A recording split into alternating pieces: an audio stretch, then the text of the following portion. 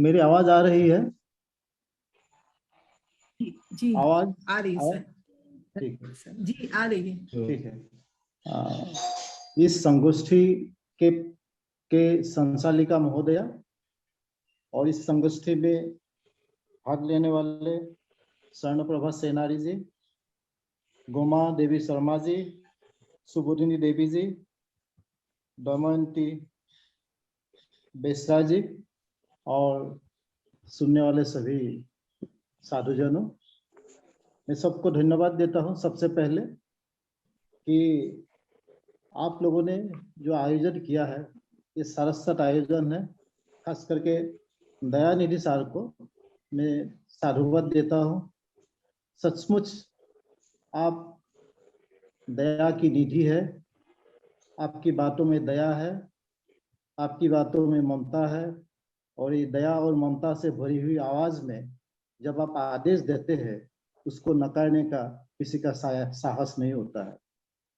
आपके आदेश का पालन करना हमें सहज स्वीकार है। तो इस सत्र में अध्यक्षीय भाषण में बाद में रखूंगा, लेकिन उससे पहले थोड़ा सा समय में लेता हूं। असमिया भाषा के बारे में थोड़ा सा मैं आपके सामने रखना चाहता हूं। असम पूर्वांचल का एक प्रदेश है, और ये बात एक है कि यहाँ 8 राज्य है पूर्वांचल में, और उनमें से एक है असम। असम नाम से ही पता लगता है, असम मतलब जो समान नहीं है। मतलब यह दो बातें जुड़ी हुई है। एक तो है यह उबड़ खाबड़ भूमि है, पहाड़ी क्षेत्र है, ये समान नहीं है, एक मत है। और दूसरा मत है, यहाँ आहोम राजा लोग आए थे। आहोम राजा लोग यहाँ आए थे, कहा जाता है कि ये स्वर्ग से आए थे, इसी कारण इन लोगों को स्वर्गदेव कहा जाता है। स्वर्ग से आए थे, 13वीं शताब्दी में ये लोग आए थे, और स्वर्ग से ये सीढ़ी से उतर करके यहाँ आए थे, और इनकी शक्ति अपार थी, अपराजय थे ये सब, और इनकी शक्ति के सामने सब लोग लोहा लेते थे। और इसी का इन अपराजयता के कारण इनको असम कहा गया था। शक्ति संपन्न होने के नाते ये असम थे, और ये दो नाम असम से जुड़े हुए हैं। लेकिन असम नाम से पहले यहाँ और नाम था एक कामरूप। उसके बाद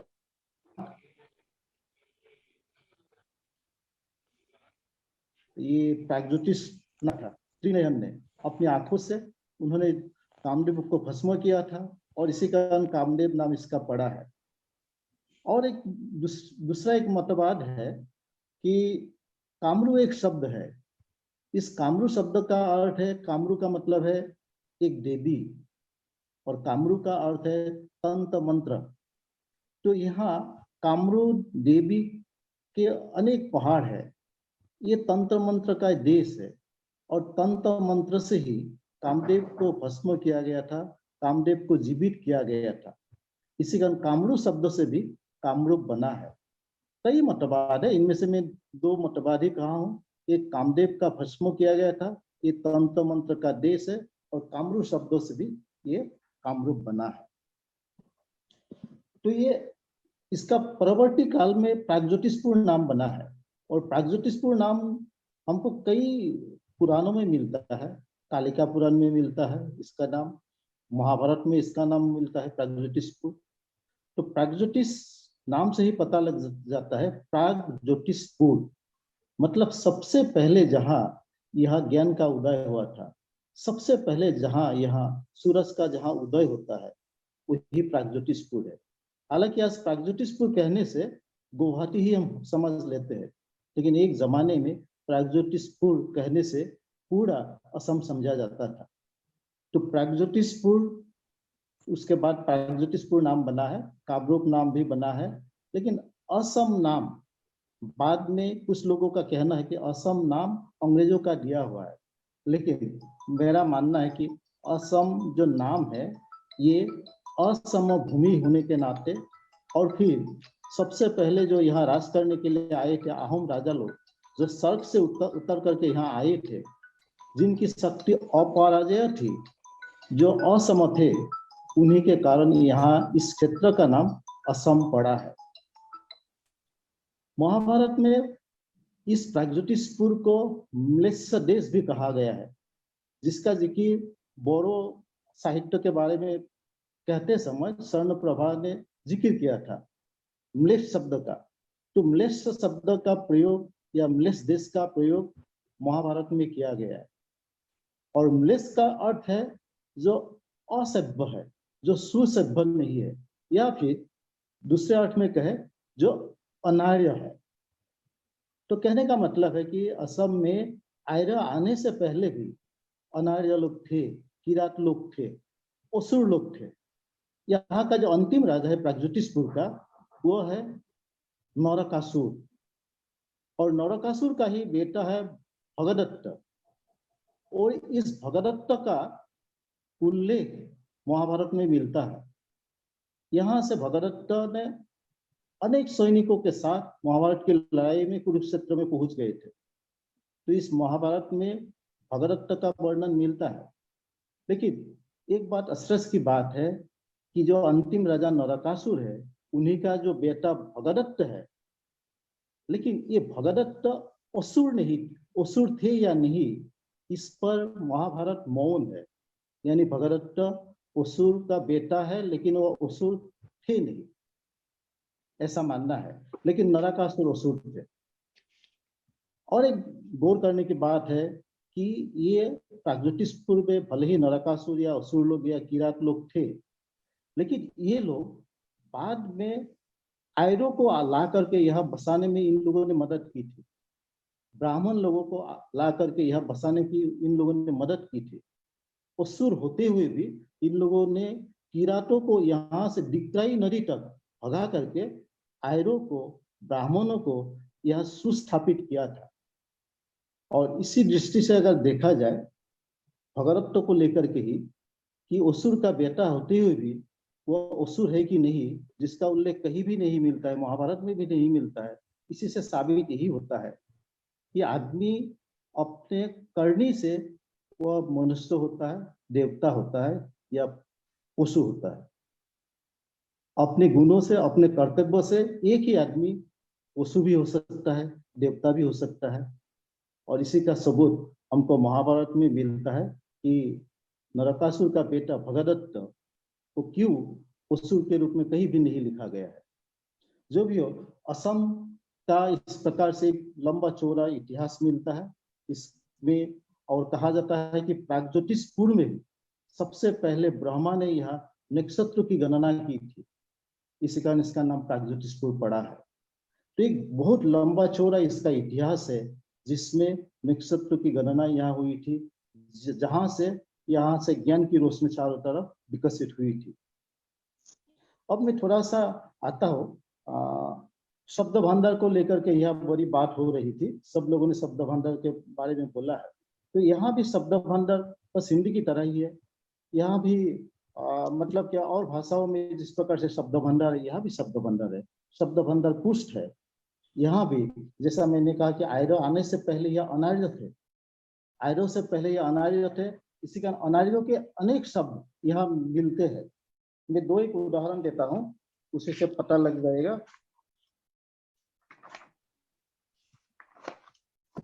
यहाँ तो देशी शब्द है, विदेशी शब्द ये सब है ही, लेकिन जो अनार्य शब्द है, आस्तिक गोष्ठियों से जो यहाँ अनेक शब्द यहाँ आए हैं, तो उनमें से है संस्कृत में जो हमको शब्द मिलता है, तंबुल, कदली, ग्वार, गंगा, नारिकल, ये सब आस्तिक गोष्ठी के शब्द है, क्योंकि यहाँ पहले आस्तिक गोष्ठी लोग निवास किया करते थे।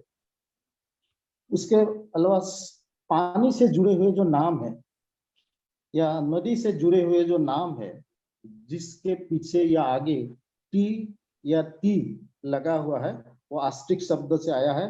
जैसे टियप, टिपाम, टिहू, टिराप, ये सब आस्तिक गोष्ठी के शब्द है, क्योंकि आस्तिक लोगों का यह निवास हुआ था।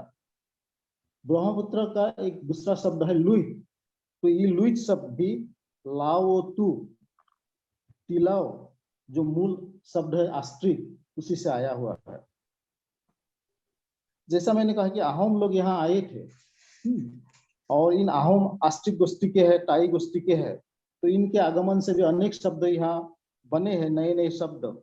इतिहास के लिए जो बुरंजी शब्द बना है, ये अहोम की देन है। कारेंग, रंग, बान, बर्तन के लिए ये बान है, ये सब भी। और फिर खिलंजी, माइहांग, हिंगडांग, ये शब्द भी आस्ट्रिक गोष्ठी के है और ये अहोम से आया हुआ है।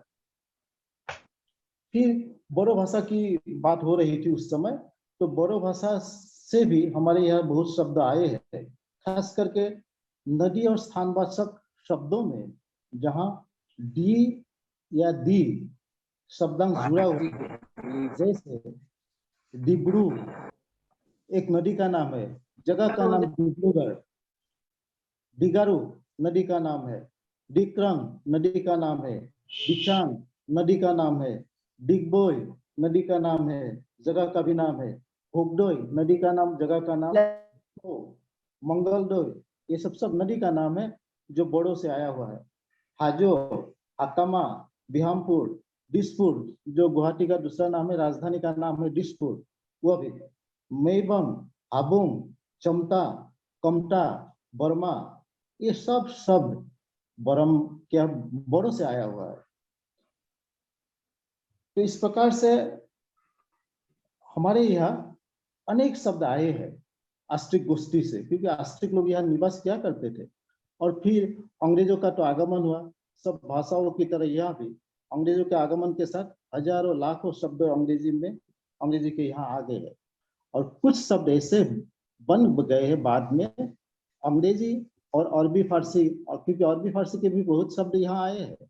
असम में अरबी फारसी के इतने शब्द हैं कि मतलब लोगों को पता ही नहीं चलता है कि असमिया शब्द कहाँ से आए हैं, क्योंकि इतना घुल मिल गया है असमिया भाषा साहित्य संस्कृति में कि अरबी फारसी के शब्द अब पूरी तरह असमिया शब्द जैसा ही लगता है, बन गया है।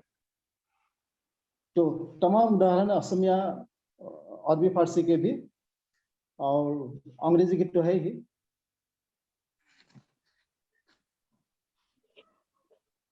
उसके बाद थोड़ा सा मैं इतिहास पर आता हूँ, साहित्य इतिहास पर, कि और इसका इतिहास जैसे कि हर एक का इतिहास मैंने देखा, किसी का साहित्य इतिहास 2 भागों में बांटा है, 2 कालों में बांटा है, किसी का 3 में। तो हमारे असमिया में भी असमिया साहित्य का जो इतिहास है, इसको 3 कालों में बांटा गया है। एक है आदिकाल, जिसका जैसा मैडम ने संसालिका महोदया ने कहा था कि सरियापदों की बातें कही थी, तो सरियापद भी एक जो आदिकाल है उसमें आता है। सरियापद काल या मंत्र साहित्य काल या उद्भव काल जिसे हम कहते हैं, 950 से लेकर के 13वीं ईस्वी तक ये सरियापद का समय है, मंत्र साहित्य का समय है, या फिर इसको हम उद्भव काल कह सकते हैं। और ये तंत्र मंत्र का तो देश है, मैंने कहा ही नहीं। फिर मध्यकाल आता है। मध्यकाल 1300 ईस्वी से लेकर के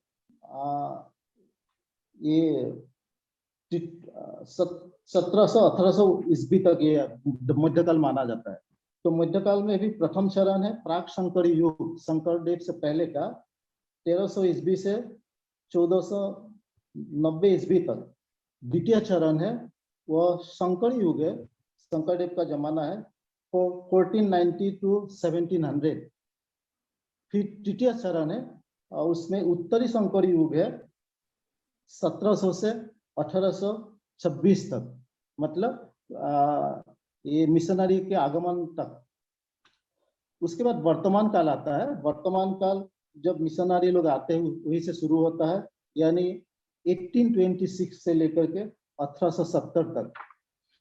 द्वितीय चरण आता है हेमचंद्र और गुणाभिराम काल, ये 1870 to 1890 तक। तृतीय चरण रोमांटिक युग, जिसे बेजबुरा युग भी कहते हैं हम, 1890 to 1940। और उसके बाद सांप्रतिक काल, मतलब 1940 से अब तक। इन कालों का जब विभाजन किया है तो इसमें सैरापद से हिंदी असमिया साहित्य का शुरुआत हो जाता है। सैरापद को ही असमिया साहित्य का आदि साहित्य या प्रारंभिक साहित्य हम मान सकते हैं, क्योंकि बहुत विशेषताएं इसमें मिलती है। और उसके बाद प्राक शंकर युग में बहुत से कवि आए हैं और इन कवियों ने अनेक कृतियों की रचना की है। प्राक शंकर आंटी का भी जोड़ दो, समझे ना? अभी तो खाली है सब कुछ भाई। हेम सरस्वती, किसी का माइक ऑन हो रहा है। हेम सरस्वती, रुद्र कंडली, हरिहर विप्र, कविरत्न, सरस्वती, ये सब प्राक शंकरी युग में है।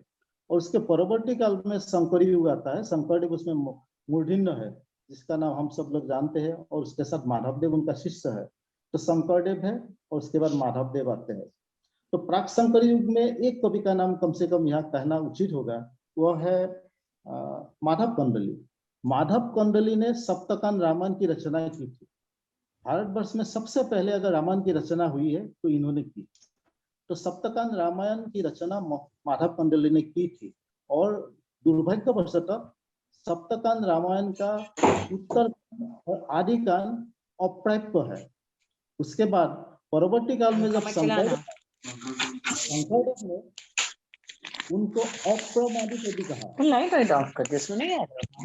अप्रमादित कवि है और उनको अपनी गुरु के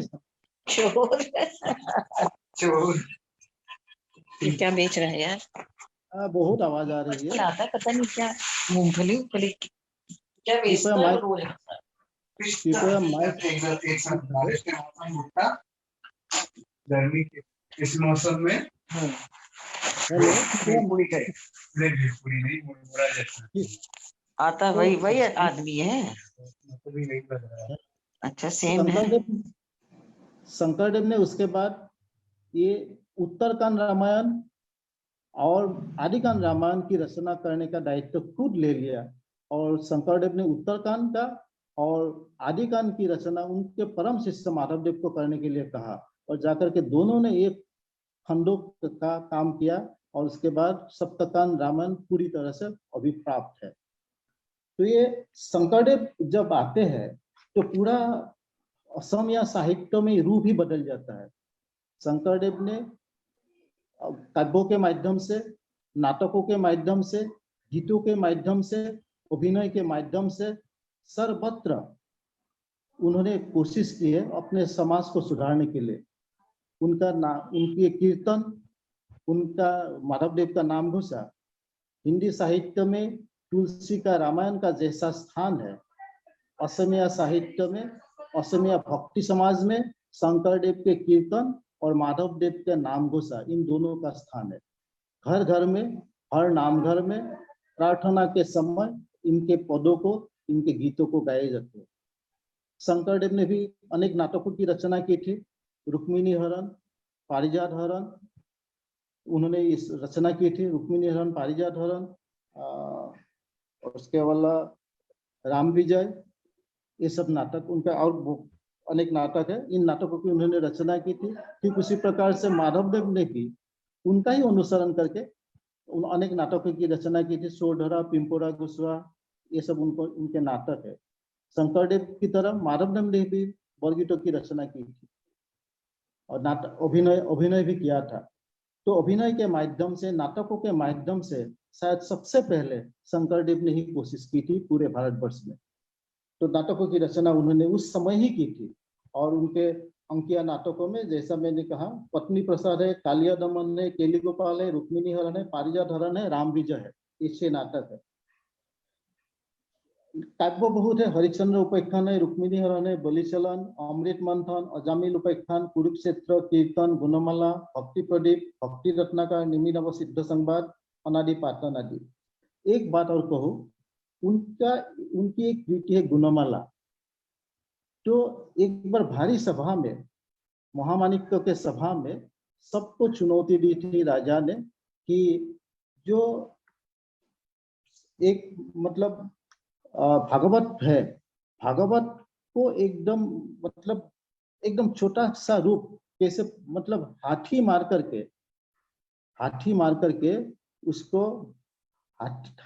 करके उसको मतलब क्या, गागर में सागर भरना हिंदी में कहा जाए तो उसी लोकोक्ति का, असमिया लोकोक्ति का अर्थ हिंदी में है गागर में सागर भरना। तो राजा ने कहा कि गागर में सागर भर के लाओ। गागर में सागर भर के लाओ, ऐसा ही कहा था। तो सब कवियों ने कहा कि गागर में सागर भर के हम कैसे लाएंगे, किसी की हिम्मत नहीं हुई। तो उसके बाद शंकरदेव ने क्या किया है, पूरे क्या है ये भागवत का सारांश को लिख करके 1 हफ्ते के भीतर वो गुणमाला एक किताब के रूप में ला करके एक घट के भीतर उसको ला करके रख दिया और कहा कि यही गागर में सागर है। एक छोटा सा घट है, उस घट के भीतर पानी नहीं रखा बल्कि उस किताब को रख दिया, गुणमाला को, और उन्होंने कहा कि आपने जैसा कहा था कि गागर में सागर भरने के लिए, ये गागर में सागर मैंने भर दिया। यानी गुणमाला की रचना करके पूरे भागवत के सार को वहां रख करके इस घट में एक पात्र में, छोटा सा पात्र में रख दिया कि उसके भीतर ही गागर में सागर है। तो इस प्रकार से उसकी अपूर्व प्रतिभा थी शंकरदेव की। और इससे बहुत सी कहानियां हैं शंकरदेव से जुड़ी हुई कि भारी ब्रह्मपुत्र को वो बरसात के दिन में, बाहर के दिन में पार होकर के चला गया था। और कहा जाता है कि जो वह पहलवान की तरह है। बहुत रोचक कहानियां हैं, मैं उन पर नहीं जाता हूँ। लेकिन उन्होंने बरगीत आदि की रचना की, बरगीत स्वयं गाते थे, स्वयं नाचते थे, अभिनय किया करते थे। इस प्रकार से उनका प्रभाव परवर्ती काल में भी हमको देखने को मिलता है। फिर उत्तरी शंकर युग में हम आते हैं तो उन्हीं का ही प्रभाव हमको देखने को मिलता है। फिर आधुनिक युग में भी आते हैं तो उन्हीं का प्रभाव हमको देखने को मिलता है। खास करके शंकरदेव ने संस्कृत शास्त्रों का अध्ययन करके उसी को सहज सरल भाषा में सबके सामने रखा है। उनकी भाषा का नाम है ब्रजबुली। तो ब्रजबुली एक ऐसी भाषा है जिसमें उड़िया, मैथिली, बांग्ला, असमिया, हिंदी सबका मिला जुला हुआ रूप है। इसको पढ़ने से ऐसा लगता है कि हिंदी ही है।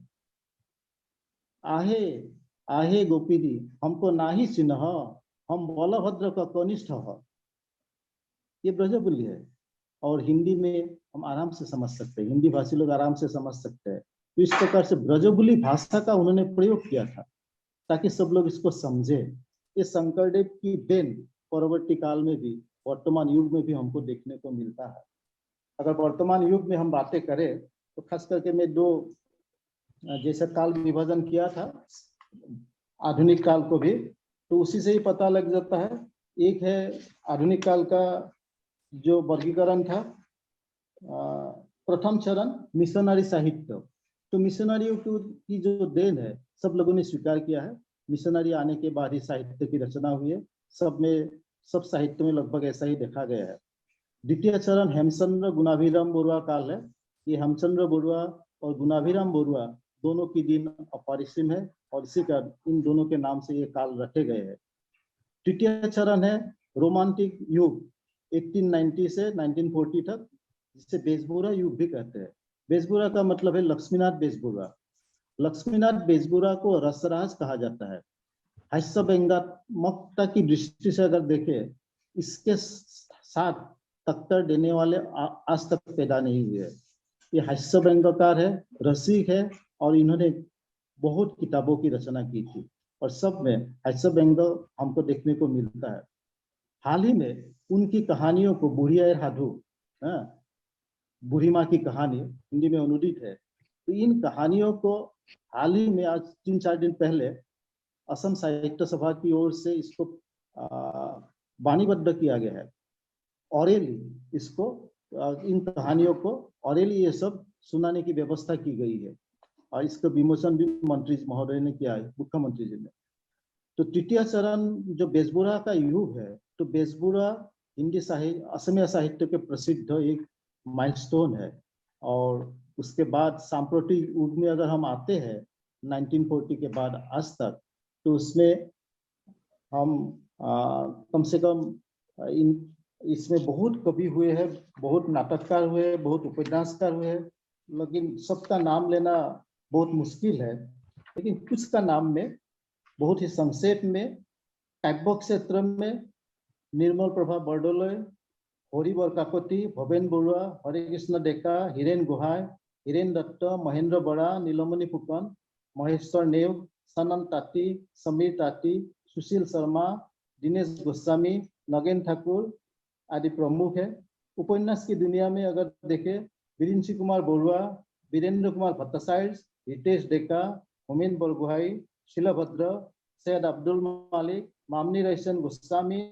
ये मामनी रहसन गोस्वामी को सब लोग जानते हैं।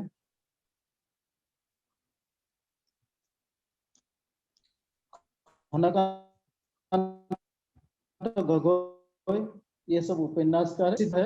मेदिनी चौधरी, रविंद्रनाथ सैकिया, लक्ष्मीनंदन बड़ा, चंद्र प्रसाद सैकिया, महिम बड़ा, नीरज चौधरी, योगेश दास, नगेन सैकिया, अतुलानंद गोस्वामी, हेमंत कुमार शर्मा, स्नेहा देवी, नीलिमा शर्मा, निरुपमा बरगोहाई, ये सब प्रसिद्ध है।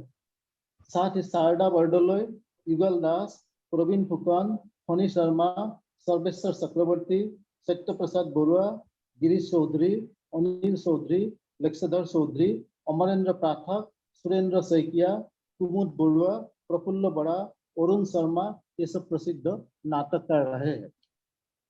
एकदम संक्षेप में मैंने ये कहा, इसका मतलब है कि आज अगर हम कहें, आज का जो असमिया साहित्य है ये बहुत ही पुष्ट है, बहुत ही इसका भंडार व्यापक है। तो इस प्रकार से लिपि की बात हम अगर कहें, लिपि ये मागधी से विकसित ये लिपि है, मागधी से विकसित ये लिपि है। लेकिन कुछ लोगों का कहना है मागधी का जो प्राच्य रूप है, मागधी का प्राच्य रूप को कामरूपी कहा है। तो इसी कामरूपी अपभ्रंश से मागधी का जो प्राच्य रूप है वह कामरूपी है, और उसी कामरूपी से असमिया का विकास हुआ है। तो असमिया का 7वीं 8वीं से विकसित होते हुए कामरूपी, जो प्राचीन कामरूपी है, उसी का विकसित होते हुए बाद में परवर्ती काल में 11वीं 13वीं 14वीं शताब्दी में असमिया साहित्य का बहुत ही विकास होने लगा, असमिया भाषा का बहुत ही विकास होने लगा। लिपि के क्षेत्र में अगर कहें तो लिपि जो ब्राह्मी लिपि है, ब्राह्मी लिपि की जो उत्तरी शैली है कुटिल लिपि, उसी कुटिल लिपि का ही एक विकसित रूप प्राचीन कामरूपी है, और उसी प्राचीन कामरूपी का ही आजकल असमिया लिपि है। यानी ब्राह्मी से कुटिल, कुटिल से फिर कामरूपी, और कामरूपी से फिर आज की जो असमिया लिपि है वो विकसित हुई है। एकदम संक्षेप में मैंने असमिया भाषा के बारे में ऐसा कहा हूँ। अब मैं थोड़ा सा अपनी ओर से आप लोगों के सुनने के बाद मेरे मन में जो बोलने की इच्छा हो रही है, तो सबसे पहले मैं ये कहना चाहता हूँ कि ये सारस्वत आयोजन है विद्याश्री न्यास की तरफ से, और इसमें मैंने देखा ये पहला सत्र है। पहला सत्र में अध्यक्ष मुझे चुना गया है। मैं तो अपने को इसके लिए लायक मानता नहीं हूँ, लेकिन आप लोगों ने इसे हमको सौंपा है। इसी में आप लोगों की जो ममता है, आप लोगों की दया है, या फिर अलग शब्दों में कहूँ पूर्वांचल के प्रति आप लोगों का जो आग्रह है वह साबित होता है। और दूसरी बात, इस सत्र में जो वक्तव्य रखने वाले विद्वान है अधिकतर पूर्वांचल के ही है, पूर्वांचल की भाषाओं के विद्वजन है। तो पूरी तरह से पूर्वांचल को आप लोगों ने इतना स्नेह दिया, प्यार दिया, मैं अब गदगद हो जाता हूँ। दरअसल पूर्वांचल, जैसा कि भारत सरकार के प्रधानमंत्री मोदी जी ने भी कहा है, पूर्वांचल एक इंजन का वो इंजन है, वो इंजन जहां ले जाएगा गाड़ी उधर ही जाएगी। आप लोगों ने भी जो पूर्वांचल को इतना प्यार दिया है, उसके पीछे क्या वजह है मैं नहीं जानता हूँ, लेकिन पूर्वांचल की एक अपनी गरिमा है, अपनी विशेषताएं है। असम को कुदरत की बेटी कहा है महात्मा गांधी जी ने। मनोहर असम नामक उन्होंने एक निबंध लिखा था, और उन्होंने असम को कुदरत की बेटी कही है। और जैसा मैंने कहा कि असम असमही है। मेघालय मेघों का आलय है, प्राकृतिक सौंदर्य से भरा हुआ है। अरुणाचल में सबसे पहले सूरज का उदय इधर ही होता है, वह अरुणाचल है। मणिपुर वो प्रसिद्ध स्थान है, महाभारत का वो प्रसिद्ध स्थान है। नागालैंड भी वो महाभारत का प्रसिद्ध स्थान है। मणिपुर में जो चित्रांगदा है, और फिर बब्रुवाहन की लड़ाई हुई थी अर्जुन से, और अर्जुन वहाँ मूर्छित हो गए थे, बब्रुवाहन से पराजित हो गए थे। और नागालैंड में हिडिंबा की भूमि है वो। मिजोरम भी वो पहाड़ी क्षेत्र है, प्राकृतिक शोभा से भरपूर है।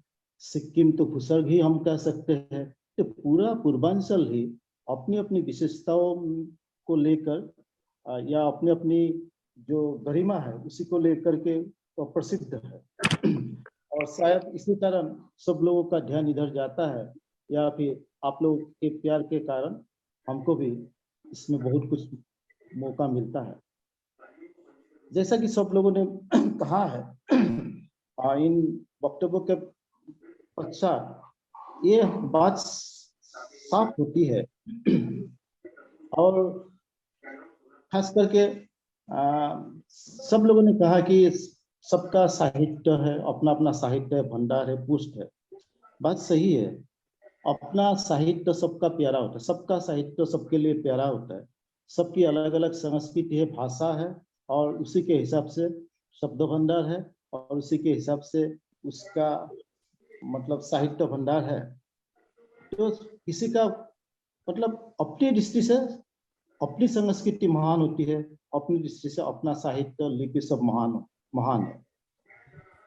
जैसा कि किसी का साहित्य का निर्माण बाद में हुआ, किसी का पहले हुआ है, अंतर इतना ही है। जैसा कि हमको पता लगा कि बोरो कहते समय 1915 में 1950 में ही पहली किताब बोरो में आई है। संथाली में भी कहा, दमयंती जी ने 1895 में ही पहली रचना आई है। तो रचना पहले आई है या बाद में आई है, ये बड़ी बात नहीं है। कली अगर आज खिली है तो फूल निश्चित रूप से कल खिलेगा। बच्चे का जन्म अगर आज हुआ है, निश्चित रूप से वह कल दौड़ेगा, और परसों वह यौवनी में या और उसके बाद वह प्रौढ़ावस्था में वो आ जाएगा। तो मतलब साहित्य इस प्रकार से तीव्र गति से आगे बढ़ रहा है। किसी का पहले जन्म हुआ था तो किसी का बाद में जन्म हुआ है। दूसरी बात है, शब्द भंडार को लेकर के सब लोगों ने कहा कि नए नए शब्दों का आगमन हुआ है।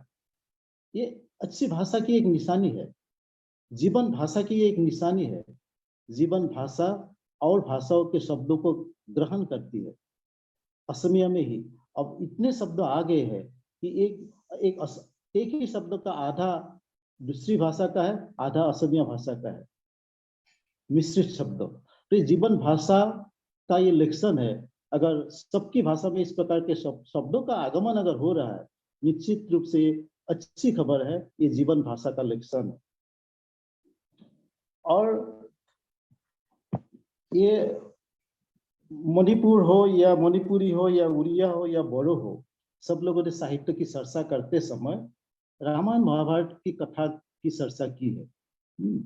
दरअसल पूरा भारतीय वाङ्मय जो है ये संस्कृत शास्त्रों पर आधारित है, और संस्कृत शास्त्रों में से रामायण महाभारत या फिर श्रीमद् भागवत पुराण पर ही आधारित है। थोड़ा बहुत ये वेद पर भी हो सकता है, लेकिन संस्कृत संक्षेप में कहे ये प्राचीन संस्कृत साहित्य पर ही हमारा पूरा भारतीय वाङ्मय आधारित है। किसी ने अनुवाद किया, किसी ने पूरी तरह से उस पर आधारित उपन्यास लिखा या कहानी लिखा या कविता लिखी। तो पूरा इसमें एक रूप का हमको देखने को मिलती है। भारत की बड़ी विशेषता है कि संस्कृति अलग अलग होने के बावजूद भी, जातियां अलग अलग होने के बावजूद भी, उन विचित्रता में भी एक साम्य है। अनेकता में एकता भारत की विशिष्टता है।